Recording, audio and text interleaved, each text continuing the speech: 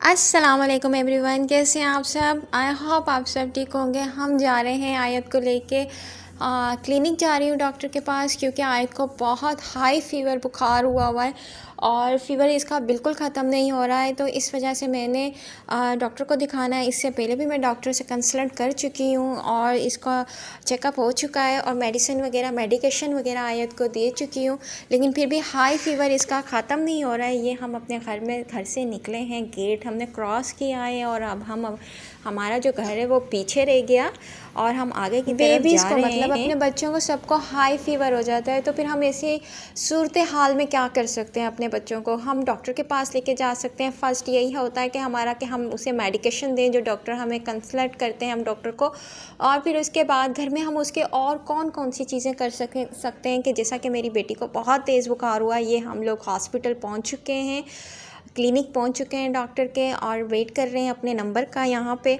और आजकल ना बहुत ज़्यादा वायरल हुआ है कि बच्चों को बहुत ज़्यादा नमूनिया हो रहा है।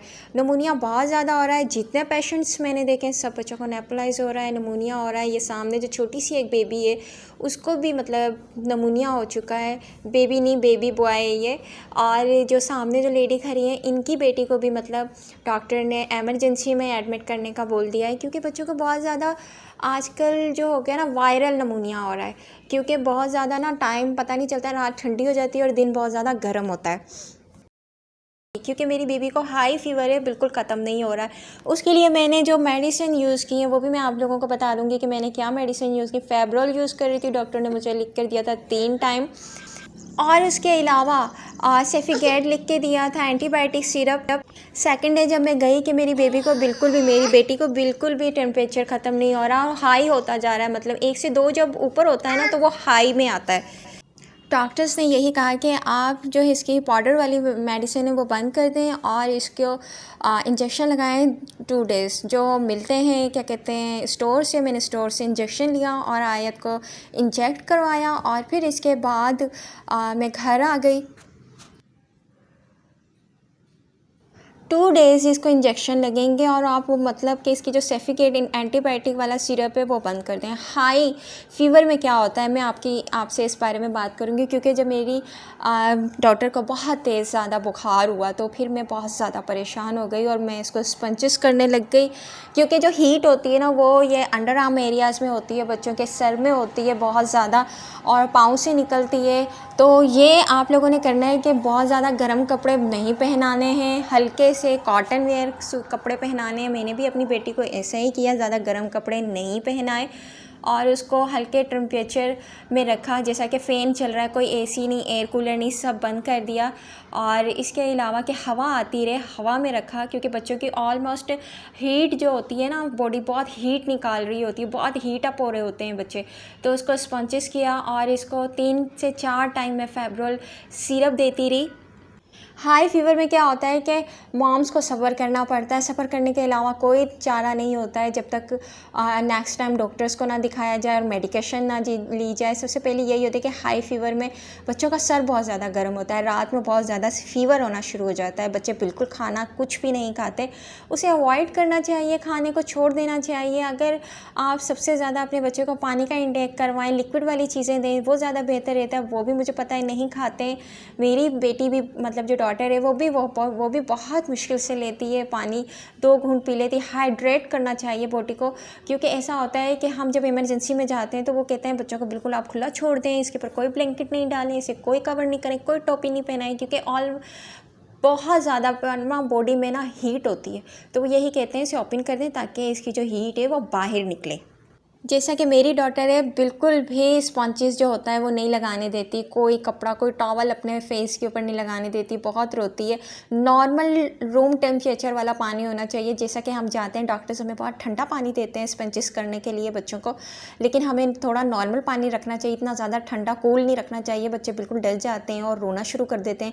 तो जो बच्चे नहीं स्पॉन्चेस करवाते, मेरी बच्ची नहीं करवाती, तो मैं इसे हाथ ठंडे करती हूँ पानी में और फिर उसके फेस के ऊपर, उसकी लीक्स पे, उसकी अंडर आर्म्स में और उसकी गर्दन के पीछे लगाती हूँ, क्योंकि बहुत ज़्यादा इधर हीट होती है गर्दन के पीछे, और नेक साइड के ऊपर, सर के ऊपर, हेड के ऊपर बहुत ज़्यादा हीट होती है। तो यहाँ सबसे ज़्यादा आप मतलब कि हाथ लगाएं, बच्चे को इस तरह जैसे प्यार कर रहे हैं इस तरह करें, ताकि उसका जो हाई फीवर है वो थोड़ा बहुत कम हो।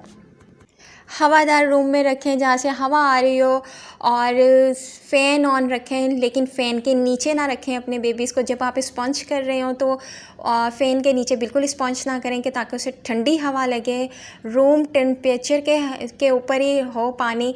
अगर सर्दियां हैं तो नॉर्मल पानी हो, गुनगुना, और अगर गर्मियां हैं तो नॉर्मल टेम्परेचर पे पानी हो, जो जिससे आप स्पंज करें।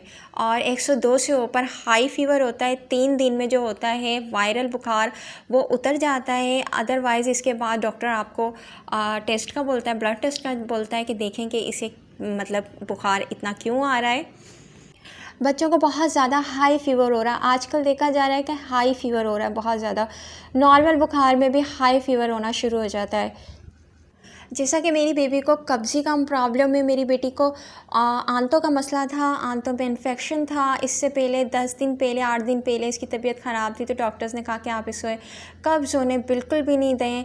तो उस हवाले से एक सिरप लिख के दिया था। वो जिन बच्चों को कब्ज़ का प्रॉब्लम होता है उनके लिए यही है, डॉक्टर्स की सजेशन के मुताबिक दलिया दें, पिसा हुआ दलिया जो टिन में आता है, रोज़ाना बच्चे को देना चाहिए। और इसके अलावा कोई भी फ्रूट बच्चे की डाइट में शामिल रखें, उससे कोई ना कोई एक फ्रूट लाजमी दें, जिससे वो फाइबर ले और उसको कब्ज़ ना हो और ऐसा प्रॉब्लम ना हो आंतों में।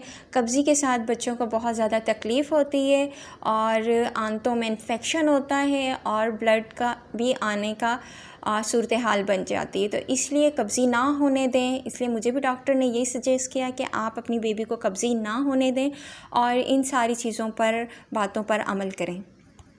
लेकिन फिर भी मेरी डॉटर को ना बहुत ज़्यादा हाई फीवर है और नेक्स्ट टाइम अब फिर इंजेक्शन लगाने के लिए हम जाएंगे क्लिनिक डॉक्टर की तरफ और इंजेक्शन लगा कर आएंगे। देखेंगे कि फिर उसके बाद उसका फ़ीवर कम होता है, बुखार कम होता है या नहीं होता। पेरेंट्स जो होते हैं ना, जैसे मेरी तरह पेरेंट्स जो होते हैं, जो बहुत ज़्यादा छोटे दिल के होते हैं, वो बहुत ज़्यादा खौफज़दा हो जाते हैं कि इतना हाई फीवर हो रहा है, इतना ज़्यादा। पूरी रात मतलब बच्चे को आप स्पंज करते जा रहे हैं और चेक करते जा रहे हैं। हर 2 घंटे के बाद आप उसे फेब्रोल बुखार का सिरप दे रहे हैं और चेक कर रहे हैं, आप कूलिंग वाला पेट लगा रहे हैं सर के ऊपर। सब कुछ करके देख लेते हैं, लेकिन बुखार किसी तौर पे कम नहीं हो रहा होता। थोड़ा बहुत कम होकर फिर दोबारा चढ़ जाता है, ऊपर हाई फीवर होना शुरू हो जाता है। तो ये वीडियो मैंने उन पेरेंट्स के लिए बनाई है कि किसी को मेरी वीडियो से इस तरह फ़ायदा हासिल हो, पता चले कि क्या करना है क्या नहीं करना है हाई फीवर में। आप लोगों को मेरा व्लॉग अच्छा लगे, वीडियो अच्छी लगे बेबी की हाई फीवर ट्रीटमेंट के हवाले से, तो प्लीज़ लाइक कमेंट शेयर कीजिएगा और अपनी दुआओं में याद रखिएगा। अल्लाह हाफिज़। और मेरी बेटी के लिए दुआ कीजिएगा कि इसका हाई फीवर कम हो जाए और अल्लाह पाक इसको सेहत दे। आमीन। अल्लाह हाफिज़। अल्लाह निगहबान।